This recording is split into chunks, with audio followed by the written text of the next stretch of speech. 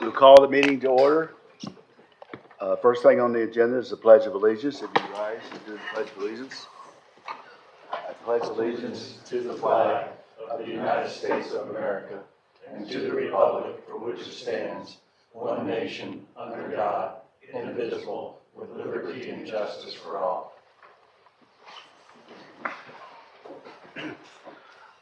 Do we have anything on the recap today? No, sir. Okay. Is there any public comment on anything on the consent agenda? If so, please state your name and come to the front. Not seeing any, we'll move on to the next item, the consent agenda. Are there any items that any of the board members wish to pull? None. None. I'll entertain a motion for approval. I'll make that motion, Mr. We Chairman. have a second. Second.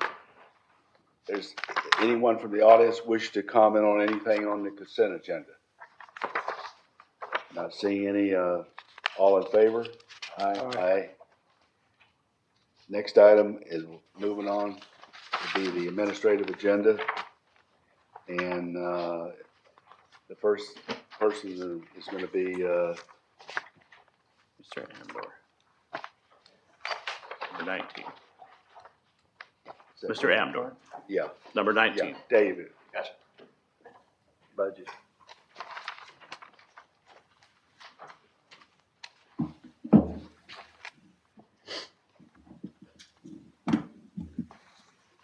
Say what?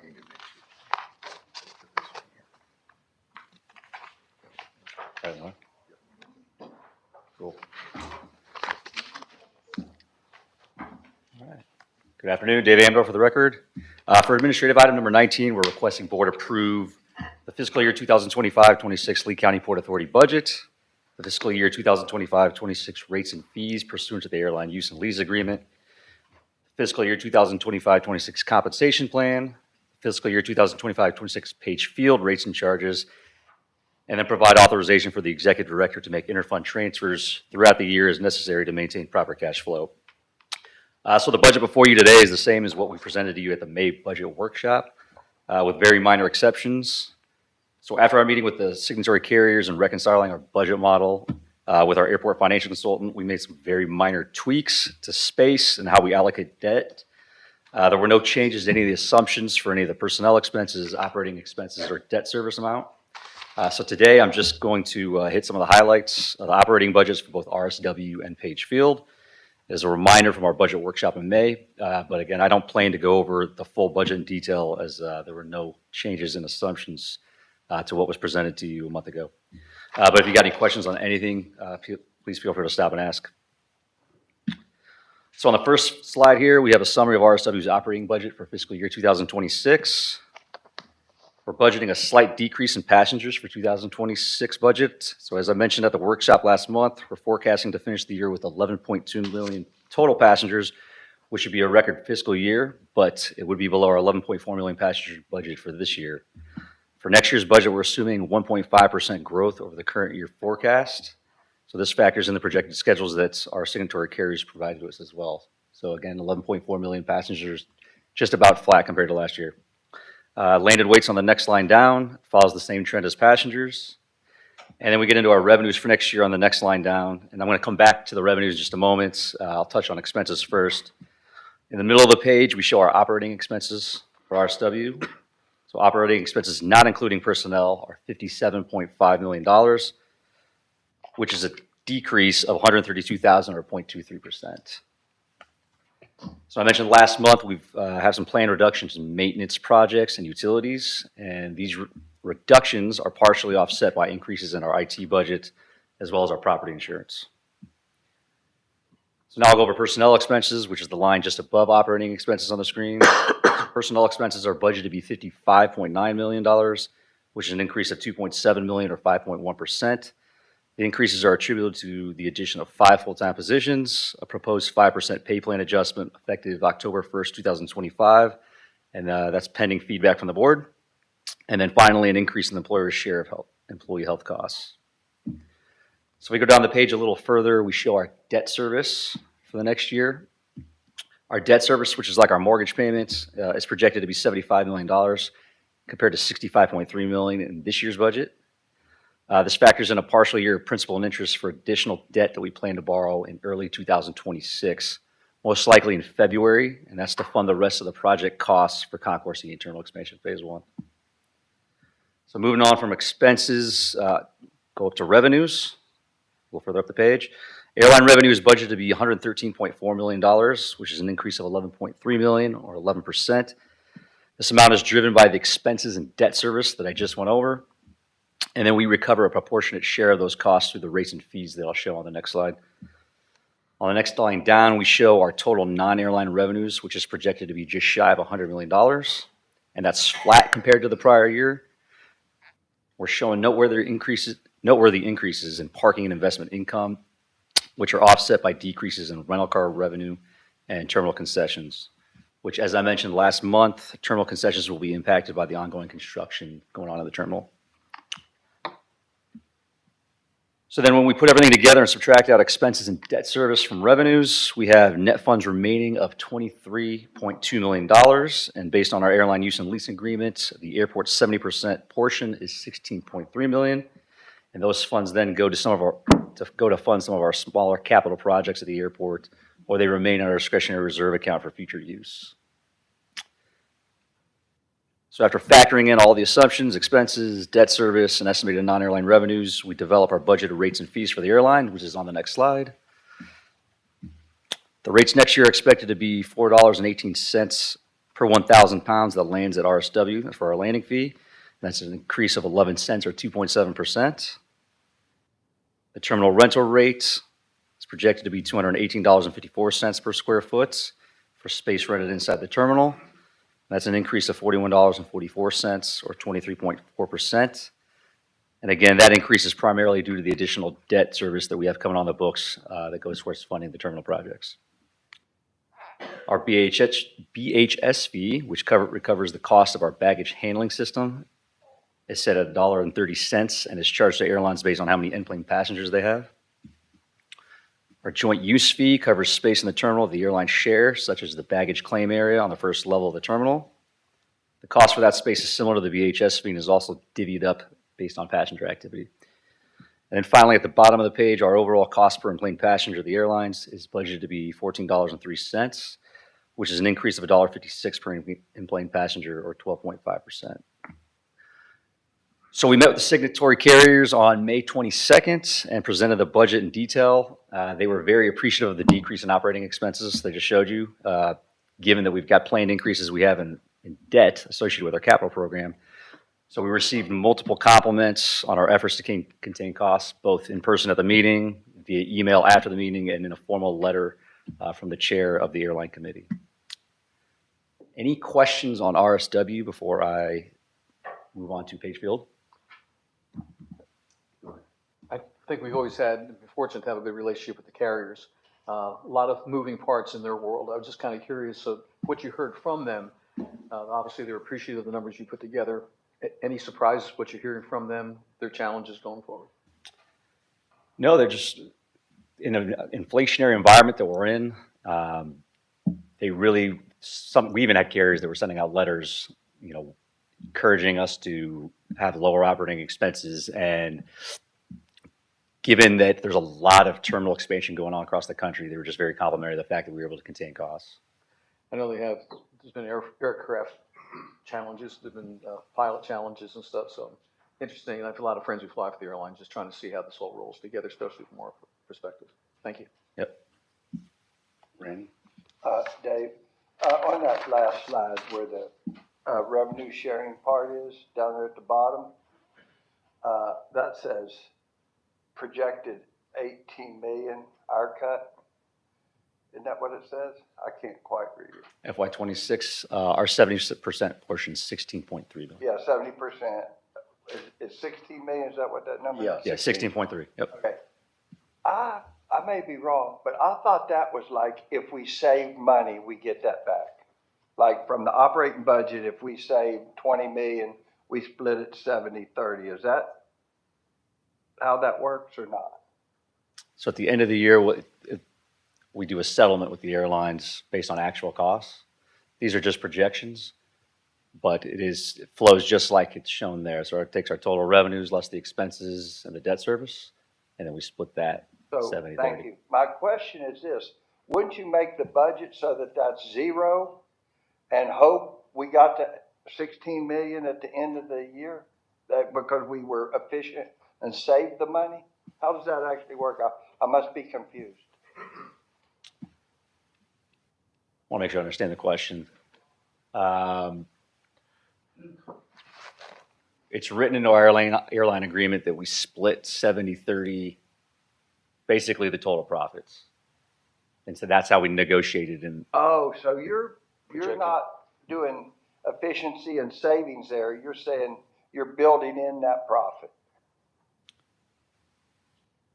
No, that's the problem. sort of. That's the result. That's Yeah. the result. Huh? After all expenses, that's the net. Yeah. And then the net is split 70/30.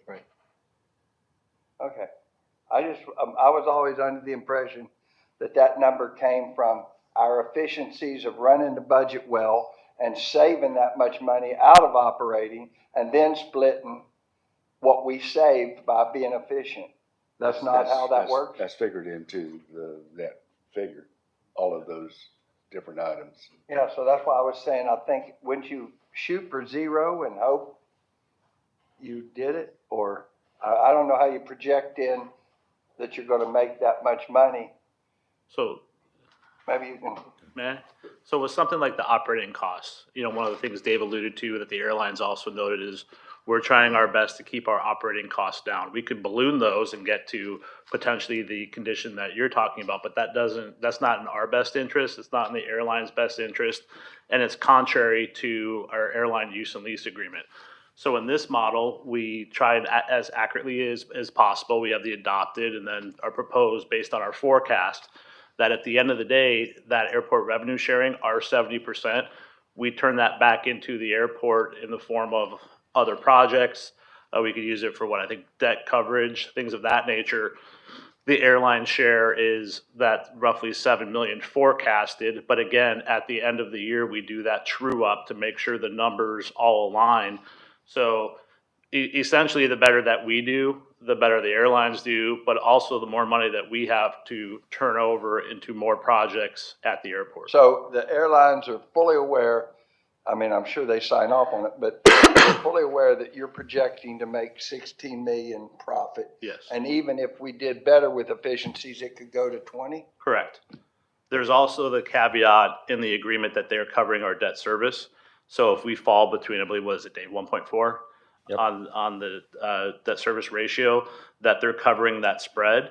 So there's checks and balances on both sides. We want to be good stewards of not only the Port Authority's money, but the funds that we're charging the airlines, because if we can better balance that, then that entices better air service, more air service. And I think they've done a great job as indicative of the letters and the comments that they've received back from the airlines. I just wanted clarification of how we got to that number, but I appreciate that. Thank you. Thank you, Mr. Chairman. How is the 30% allocated to the different airlines? Is it based on, what is it based on? It's based on employments.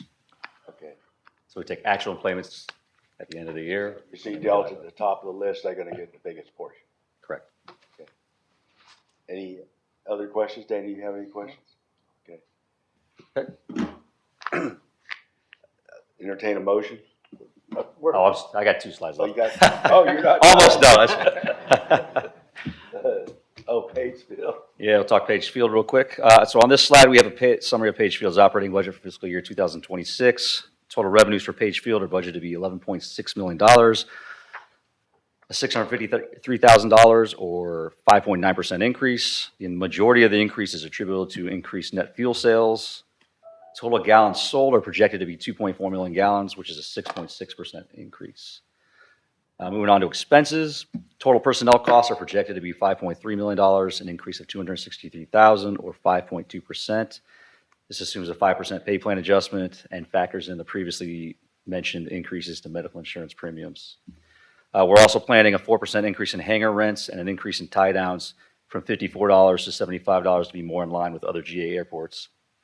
We also recognize a full year of hangar rental revenue for the new 81 South Quad hangars that recently opened up this year. So in total, we're looking at a surplus of $2.5 million, which is a $95,000 or 4% increase over the prior year's budgets. So a great year ahead expected for Page Field. Any questions on Page? Okay. That's all the comments that I had on the budget. So in terms of schedule, we'll make a similar presentation to the board on June 19th. We'll request tentative approval, and then we'll have the state-required public hearings in September. Any last questions before I wrap up? So you don't split any of the revenue from Page Field with anybody? No, sir. Okay. And that surplus goes where?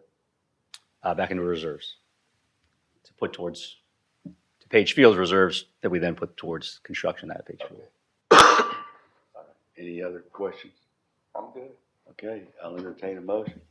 Make motion to approve? Okay, we have a second. I'll second it. We got a motion and a second. Does anyone from the public wish to comment on this item? Not seeing any public comment, we'll close the public comment section, bring it back to the board. All in favor? Aye. Aye. Motion carried. Number 20. That's me again. All right, administrative item number 20. We're requesting board approve a budget amendment to our construction fund 41239 that is used to pay construction costs on the Concourse E project. We underestimated the construction spend for the fiscal year when we were developing the budget last year because we didn't have all the final numbers at that point, and we were just plugging in our best estimate. So we're requesting that the fund be increased by $116 million from $265 million to $381 million, which will be more than enough to cover what we'll spend on construction costs during the fiscal year. This is simply an administrative function and has no impact on the project budget. Also, this actually should have been a consent item and was inadvertently put on the administrative section. So for the board meeting next week, we plan to move this item to the consent agenda. But staff recommends approving this budget item to a fund 41239. Any questions? No questions? Do I have a motion? Any public comment? We had a call for a motion on the second, then we go to Do you comment. need, okay, I'll move the item. Second. We got a motion and a second. Any public comment on the item? Not seeing any public comment. We'll close public comment section, bring it back to the board. All in favor? Aye. Aye.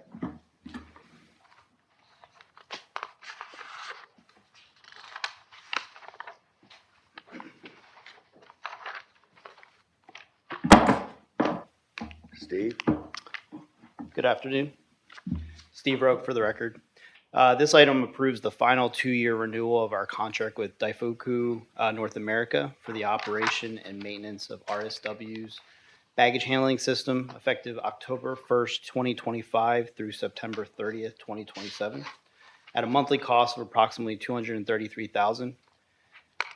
Daifuku has provided reliable, high-quality service since 2018. Their continued performance supports operational efficiency and system uptime for this critical passenger processing function. The modest 3.8% increase reflects current labor costs, and funding is available through our general operating revenue. Any questions? I had one. The baggage handling system is run by a contractor, Yes, sir. and this is to pay them? Yes, sir. To maintain and the function of the baggage handling system, yes, sir. How is that functioning currently? In the past, we did have some problems with the baggage system. All those been ironed out and everything's going smoothly? From my understanding, yes, sir. And we also have projections to do a $3 million improvement package over the next 12 to 18 months through Emily's team. So that'll improve it even more. Okay, great. Entertain a motion?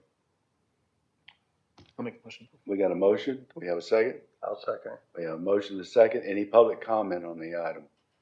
Not seeing any public comment. We'll close the public comment section, bring it back for a vote. All in favor? Aye. Aye. Next item. Emily.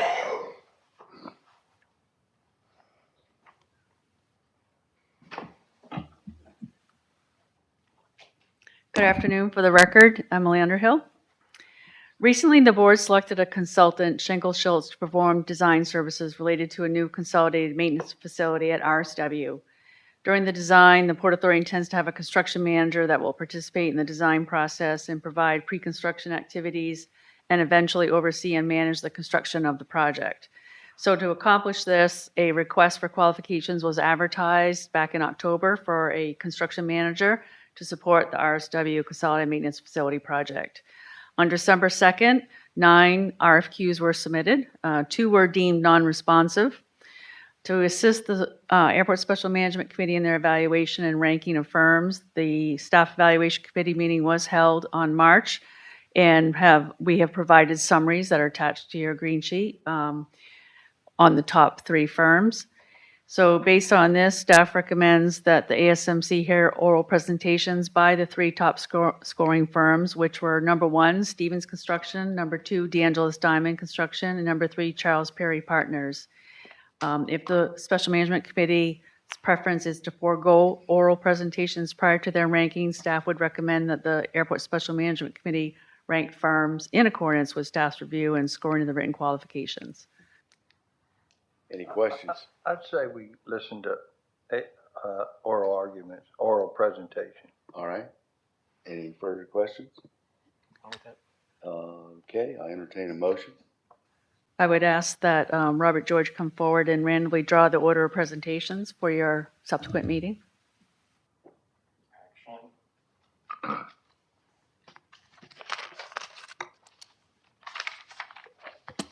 Mr. Chair, if I may, Yes. I think there needs to be a motion first to approve Yes, the first 3, and then you can do a selection. right. That's what I was gonna do. Okay, I'll move that we approve the 3 recommendations for oral arguments that the staff has recommended. We have a second? We have a second. Any public comment on this item? Not hearing any public comment. Public comment section is closed, and now we will, all in favor of the motion? Aye. Aye. Now we'll select the companies.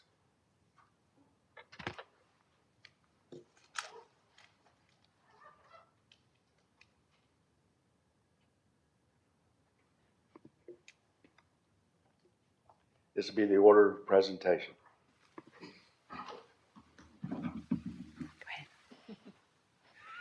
For the record, Robert George. The order of presentations will be DeAngelis Diamond Construction, Stevens Construction, Inc., and Charles Perry Partners. Just to remind the board, we are under no lobbying through the duration of this process. Thank you very much. Do you need a motion on that? No, you don't. No, okay. Thank you. Executive Director. I'll just, quickly touch on the construction we have going on. Phase 1, the checkpoint expansion, is in progress. It's vastly behind the scenes.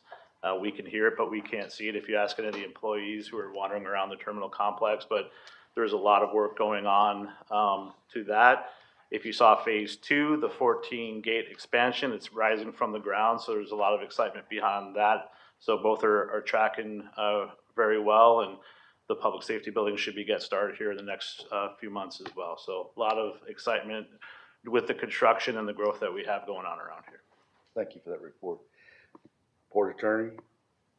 I have no items, thank you. Okay, thank you. Any comments from the members? Want to put on the record? All right. Any public comment on any other matters? Not hearing any, the meeting is now adjourned. Good job. Record time.